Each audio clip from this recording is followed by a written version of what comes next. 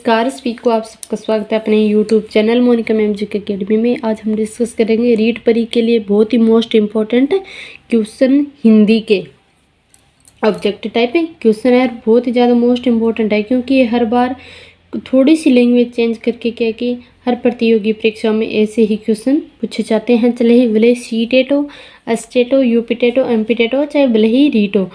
तो आज का हमारा पहला क्वेश्चन रहेगा बहुभाषी यानी कि बहुभाषिक कक्षा में मातृभाषा प्रयोग को क्या स्वीकार किया जाना चाहिए, अधिक महत्व नहीं दिया जाना चाहिए, अनदेखा कर दिया जाना चाहिए या अस्वीकार किया जाना चाहिए। तो इसका आंसर कौन सा होगा कि बहुभाषिक कक्षा में क्या कि मातृभाषा है उसको क्या करना चाहिए, स्वीकार करना चाहिए। तो इसका आंसर होगा प्रथम।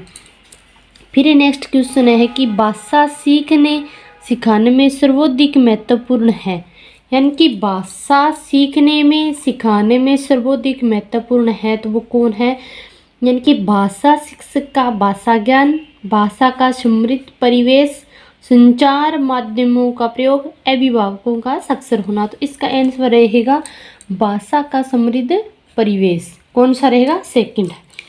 फिर नेक्स्ट क्वेश्चन करते हैं कि उच्च प्राथमिक स्तर पर पाठ्य पुस्तकों में हिंदीतर भाषा को ही जगह मिलनी चाहिए ताकि बच्चे भाषा की विभिन्न रंगतों से क्या हो, परिचित हो सके, हिंदीतर भाषा साहित्यकारों से परिचित हो सके, सामाजिक संस्कृति से परिचित हो सके। तो ये इसका आंसर क्या रहेगा कि ये सभी यानी कि आंसर रहेगा सभी कि ये जितने भाषा फार्मूला भारत की क्या है कि भाषा स्थिति की चुनौतियों और अवसरों को संबोधित करने का एक क्या है, प्रयास है। तो इसका आंसर कौन सा रहेगा, फर्स्ट।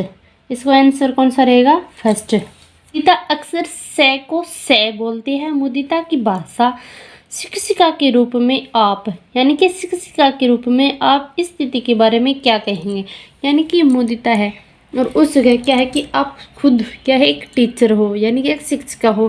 तो मुदिता ने से बोला, उसको श की ध्वनि बहुत ज़्यादा निकाल रही है। तो इस बारे में आप क्या कहेंगे। हमारा कहना यही होगा कि मुदिता है वो क्या है कि उस पे सबसे ज़्यादा किसका प्रभाव है, तो वो है क्षेत्रीय भाषा का प्रभाव, यानी कि क्षेत्रीय भाषा का प्रभाव। क्योंकि कुछ ऐसे शब्द होते हैं जो हम घर में या हमारे आस पड़ोस में ऐसे बोले जाते हैं जो कि हम पूरी तरह से उसका शुद्ध उच्चारण नहीं करते, ऐसे ही आम भाषा में बोल दिए जाते हैं। तो बच्चा क्या है कि उन्हीं वाले शब्दों को मतलब कि सीख कर आगे बोलना स्टार्ट कर देता है, चाहे भले ही किस विद्यालय हो या कोई और जगह हो। तो जैसा सीखेगा बच्चा क्या है कि अनुकरण के माध्यम से वैसा ही प्रयोग करेगा। तो इसमें सीधा सा है कि क्षेत्रीय भाषा का सबसे ज़्यादा प्रभाव पड़ा है मुदिता पर। फिर है नेक्स्ट क्वेश्चन कि निम्नलिखित में से कौन सा प्रश्न बच्चों की भाषा क्षमता के विकास में सर्वाधिक सहायक है। तो ये क्या है कि 4 क्वेश्चन दिए गए हैं, इनमें से सर्वाधिक सहायक है तो वो क्वेश्चन कौन सा होगा, सेकंड नंबर होगा। क्योंकि तितली कली के पास कब गई होगी और क्यों गई होगी, ये क्वेश्चन क्या है कि मान लो कि बच्चों की भाषा क्षमता के विकास में सर्वाधिक सहायक है।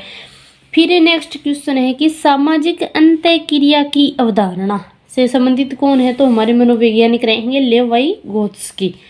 कौन रहेंगे, लेवाइगोत्स्की। फिर है कि बच्चे अपनी मातृभाषा का प्रयोग करते हुए हिंदी भाषा की कक्षा में अपनी बात कहेंगे, ये बात क्या है, स्वाभाविक, निंदनीय, विचारणीय और अनुचित। कौन सी क्या रहेगी, स्वाभाविक।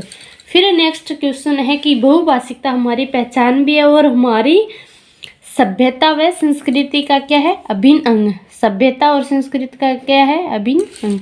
इसका आंसर रहेगा फर्स्ट।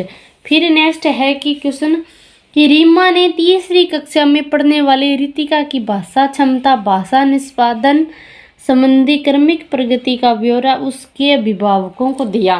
रीमा ने पोर्टफोलियो के आधार पर ही ये क्या है, जानकारी दी। रीमा ने किसके आधार पर दी, पोर्टफोलियो के आधार पर यह जानकारी उनके अभिभावकों को दी है। फिर नेक्स्ट क्वेश्चन है कि द्विभाषी पद्धति का क्षेत्र नहीं है, तो कौन सा नहीं है भाई, प्राथमिक कक्षाएं होती हैं उनमें बच्चों को क्या है कि प्राथमिक भाषा ही प्रथम भाषा ही सिखाई जाती है, नहीं कि द्विभाषी पद्धति का प्रयोग किया जाता है तो कौन सी होगी? प्राथमिक कक्षाएं।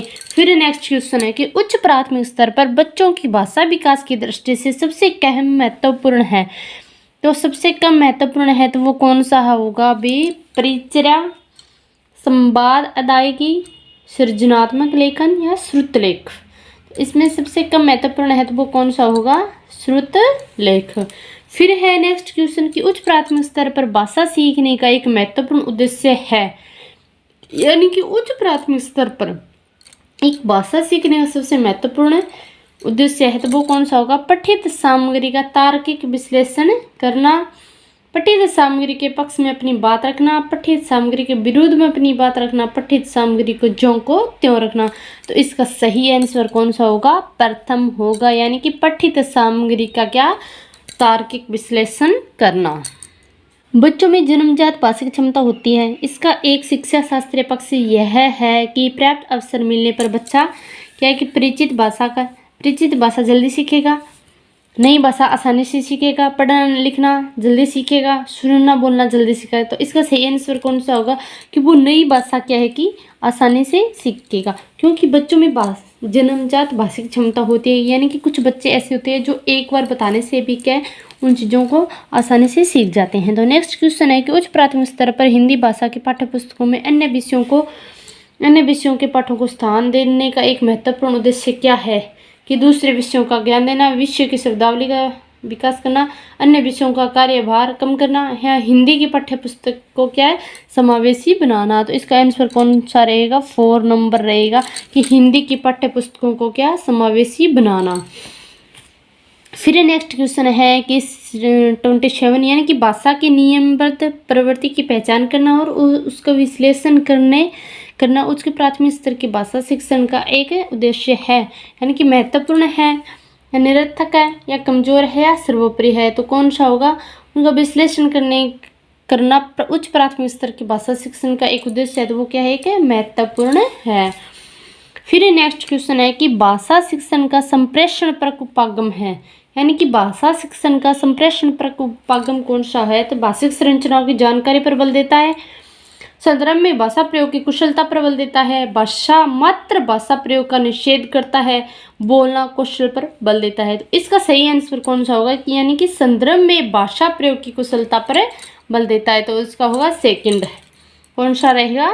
2 नंबर। फिर है नेक्स्ट क्वेश्चन, ये इतना बड़ा, तो ये रीट लेवल सेकंड में 2018 में पूछा गया क्वेश्चन है भाई, चाहे रीट लेवल फर्स्ट हो चाहे रीट लेवल सेकंड हो, तो हर बार क्वेश्चन रिपीट होते ही होते हैं। फिर नेक्स्ट क्वेश्चन है कि भाषा में निदानात्मक परीक्षण वह परीक्षण है जिसके द्वारा अनुसंधानकर्ता छात्र के भाषागत दोषों को खोजता है जो अपने स्कूल के विषय में सामान्य प्रगति नहीं कर पाते। उपयुक्त परिभाषा किसके अनुसार है? तो ये कौन से हो गए? शॉन नेल। कौन से मनोवैज्ञानिक है? शॉन नेल। फिर नेक्स्ट क्वेश्चन है, ये भी रीट लेवल सेकंड 2018 में पूछा गया है। तो इसमें क्या है कि इस विधि में मातृभाषा के माध्यम से किसी नवीन भाषा को पढ़ाया जा सकता है। यह कथन कौन सी विधि के संदर्भ में है? तो यह कथन कौन सी विधि के संदर्भ में होगा? प्रोक्स विधि के संदर्भ में। फिर नेक्स्ट क्वेश्चन है कि एक भाषा के अध्यापक को बच्चों में क्या है कि भाषा सिद्धांतों के समझ विकसित करने पर बल देना चाहिए, अलंकारिक भाषा प्रयोग की समझ विकसित करने पर बल देना चाहिए, विविध संदर्भों में भाषा प्रयोगों की क्षमता विकसित करने पर बल देना चाहिए, या फिर शुद्ध भाषा प्रयोग की क्षमता विकसित करने पर बल देना चाहिए। तो इसका सही आंसर कौन सा होगा? 3 नंबर होगा, यानी कि विविध संदर्भों में भाषा प्रयोगों की क्षमता विकसित करने पर बल देना चाहिए। तो